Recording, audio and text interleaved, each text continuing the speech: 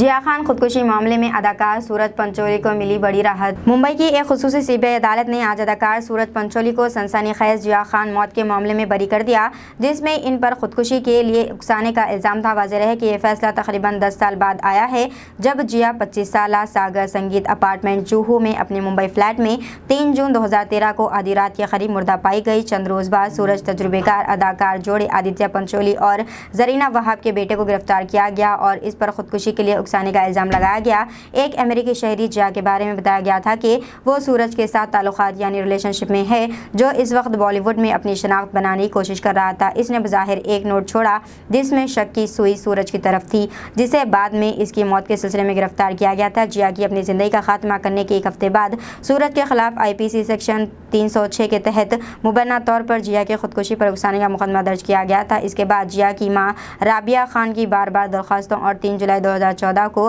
Bombay high court की हिदायत के बाद केस CBI के हवाले कर दिया गया। अपने नोट में जिया ने अपनी आजमाइश, गहरे ताल्लुकात, जिस्मानी इस्तेसाल, जहनी और जिस्मानी अज़ियतों को बयान किया था, जो मुबैना तौर पर सूरज के हाथों इसे सहना पड़ा था। मुकदमे में इश्तियाना ने जिया की मां राबिया समेत 22 गवाहों पर जरा की थी, जबकि सूरज की तरफ से एडवोकेट प्रशांत पाटिल पेश। हमारे साथ है मैडम, 10 साल से अब लड़ाई लड़ रही है, ये फैसला क्या कहेगी इस फैसले पे आप?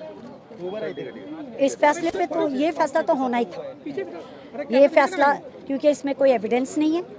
तो जब लैक ऑफ एविडेंस, प्रोसिक्यूशन ने चार्ज तो लगा दिया अबैटमेंट टू सुसाइड, पर उनके पास कोई एविडेंस नहीं था। सो लैक ऑफ एविडेंस में he got an acquittal.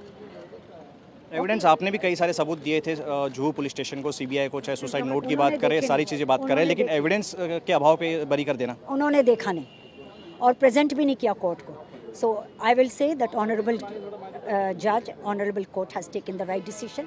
I respect their decision, but I will not agree that it was a case of suicide or it was a case of abetment to suicide. That is why this was.